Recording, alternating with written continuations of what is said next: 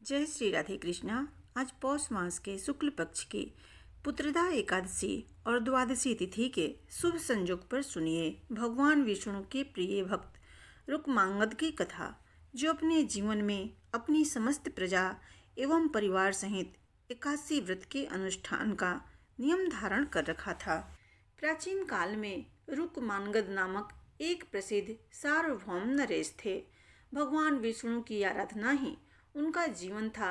वे चराचर जगत में अपने आराध्य भगवान हर्षिकेश के दर्शन करते तथा भगवान विष्णु की सेवा की भावना से ही अपने राज्य का संचालन करते थे। वे सभी प्राणियों में क्षमा भाव रखते थे। राजा ने अपने जीवन में अपनी समस्त प्रजा एवं परिवार सहित एकादशी व्रत के अनुष्ठान का नियम धारण कर रखा था। एकादशी के दिन राज्य की ओर से घोषणा होती थी कि आज एकादशी के दिन 8 वर्ष से अधिक और 85 वर्ष से कम आयु वाला जो भी मनुष्य अन्न खाएगा वह राजा की ओर से दंडनीय होगा। एकादशी के दिन सभी लोग गंगा स्नान एवं दान पुण्य करते थे। राजा के धर्म की ध्वजा सर्वत्र फहराने लगी। धर्म के प्रभाव से प्रजा सर्वथा सुखी एवं समृद्ध थी। राजा रुक्मांगद का गृहस्थ जीवन सुखमय था। वे पीताम्बरधारी भगवान विष्णु की आराधना करते हुए मनुष्य लोक के उत्तम सुख भोग रहे थे। उनकी पतिव्रता पत्नी संध्यावली लक्ष्मी का दूसरा रूप थी। पति का सुख ही रानी संध्यावली का जीवन था। पति की सेवा वह अपने हाथों से करती थी। राजा का पुत्र धर्मांगद गुणों में अपने पिता के अनुरूप ही थे। उनकी भी बुद्धि भगवान विष्णु के चरणों में सदा लगी रहती थी। वह अपने माता पिता का आज्ञाकारी थे। उसमें संचालन की पूर्ण योग्यता थी और वह भी प्रजा पालक एवं प्रजा की रक्षा में सदा तत्पर रहा करते थे। राजा रुक्मांगद ने अपने पुत्र धर्मांगद के गुणों से प्रसन्न होकर राज्य संचालन का भार उसके कंधों पर देना आरंभ कर दिया।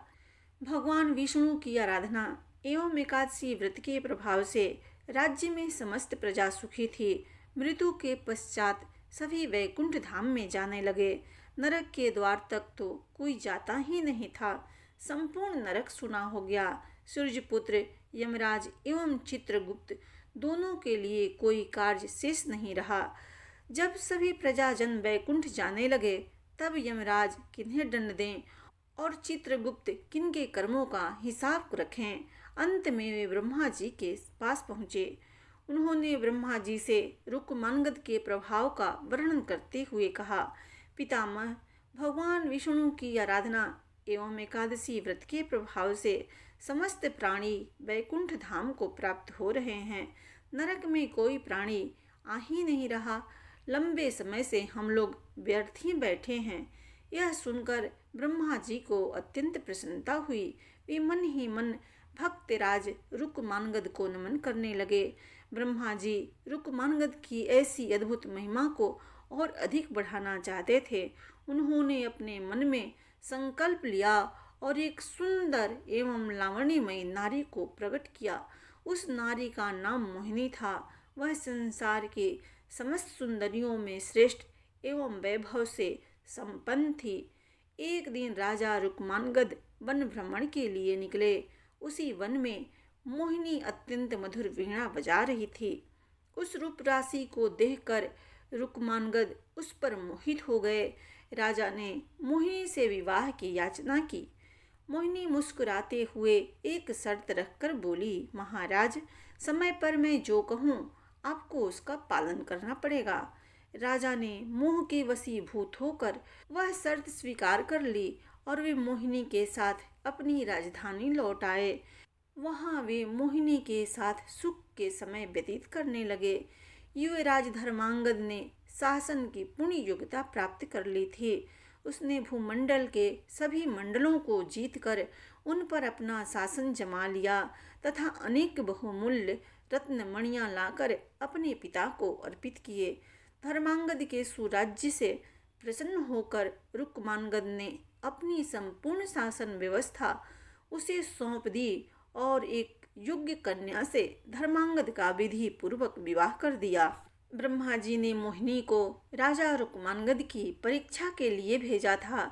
सुखपूर्वक बहुत समय व्यतीत होने पर एक दिन वह अवसर आया जब रुक्मांगद का एकादशी व्रत निर्विघ्न चल रहा था। वे एकादशी के दिन कभी अन्न ग्रहण नहीं करते थे। सदैव की भांति वे घोषणा करा देते, मनुष्यों, तुम सब अपने वैभव के अनुसार एकादशी के दिन चक्रधारी भगवान विष्णु की पूजा करो। जो भगवान विष्णु का लोक प्रदान करने वाले मेरे इस धर्म सम्मत वचन का पालन नहीं करेगा, निश्चय ही उसे कठोर दंड दिया जाएगा। एक दिन मोहिनी अपने पति रुक्मांगद से एकादशी के दिन अन्न खाने के लिए आग्रह करने लगी। उसने हठपूर्वक कहा कि गृहस्थ राजा जो सदैव परिश्रम करता है, कभी भी अन्न नहीं छोड़ना चाहिए। राजा ने मोहिनी को बहुत समझाया। उन्होंने शास्त्रों का प्रमाण देकर बताया कि एकादशी के दिन जो अन्न खाता है वह पाप का भागी होता है और नरकगामी भी। किंतु मोहिनी अपने हठ पर अटल रही। मोहिनी ने राजा को विवाह के समय दी हुई अपनी शर्त की स्मृति कराई कि जो मैं कहूँगी उनका आपको पालन करना होगा, अन्यथा असत्यवादी हो जाएंगे एवं सत्य का त्याग करने से आपको पाप का भागी बनना पड़ेगा। मोहिनी ने अंत में यह भी घोषणा की कि आप एकादशी के दिन अन्न ग्रहण नहीं करेंगे तो मैं आपको त्याग कर चली जाऊंगी। राजा रुक्मांगद ने उसे बहुत समझाया, परंतु मोहिनी अपने निश्चय पर अटल रही। वह अपने पति को असत्यवादी घोषित करती हुई उन्हें छोड़कर जाने को तत्पर थी।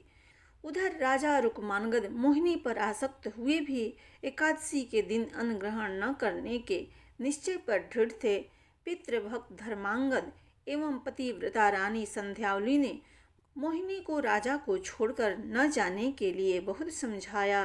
रानी संध्यावली ने अत्यंत मधुर वाणी में मोहिनी से कहा, जो नारी सदा अपने पति की आज्ञा का पालन करती है, उसे सावित्री के समान अक्षय तथा निर्मल लोक की प्राप्ति होती है। हे देवी, तुम अपना यह आग्रह छोड़ दो। महाराज ने कभी बचपन में भी एकादशी के दिन अन्न ग्रहण नहीं किया है, अतः तुम इसके लिए उन्हें बाध्य मत करो। तुम उनसे कोई और अन्य वर मांग लो। रानी संध्यावली की बात सुनकर दुष्ट हृदया मोहिनी ने अपनी एक नई शर्त रखी। राजा रुक्मांगद अपने हाथों से अपने पुत्र धर्मांगद का सर काटकर भेंट करें अथवा एकादशी के दिन अन्न ग्रहण करें, तभी सत्य की रक्षा हो सकती है। राजा रुक्मांगद मोहिनी की नई शर्त सुनकर अर्धमूर्छित हो गए। मोहिनी को अपनी भावी दुर्दशा का किंचित मात्र भी विचार नहीं था। वह अपने पति के बहुत समझाने एवं अनुनय विनय करने पर भी कुछ ध्यान न देकर अपने हठ पर अड़ी रही। अंत में धर्मांगद एवं रानी संध्यावली ने महाराज रुक्मांगद से प्रार्थना करके उन्हें सत्य की रक्षा के लिए राजी किया। राजा कैसे अपने एकमात्र पुत्र का मस्तक काटें, इस पर राजकुमार ने कहा, पिताजी आप संकोच न करें, शरीर अमर तो है नहीं, कल नष्ट हो या आज यह नष्ट तो होकर ही रहेगा। फिर इस देह से धर्म की रक्षा हो, पिता के व्रत एवं सत्य की रक्षा में यह देह लगे, इससे बड़ा सौभाग्य क्या है। आप अपने सत्य की रक्षा करें। राजकुमार की माता परम सती रानी संध्यावली ने भी पुत्र की बात का समर्थन किया। कृपालु भगवान विष्णु राजा रुक्मांगद, धर्मांगद एवं रानी संध्यावली का धैर्य देख रहे थे। चमचमाती तलवार ज्यों ही धर्मांगद के सिर को छूने वाली थी, त्यों ही भगवान विष्णु ने प्रकट होकर राजा का हाथ पकड़ लिया। इस अद्भुत दृश्य को देवगण भी देख रहे थे। उनके देखते ही देखते महात्मा नरेश अपनी रानी संध्यावली एवं पुत्र धर्मांगद के साथ भगवान विष्णु के शरीर में सशरीर विलीन हो गए। क्रूर हृदया मोहिनी भी यह दृश्य देख रही थी। राजा के पुरोहित वसु से यह सब देखा नहीं गया। उनके संकल्प से दुष्टा मोहिनी वहीं जलकर भस्म हो राख की ढेर हो गई। प्रेम से बोलिए भगवान विष्णु की जय।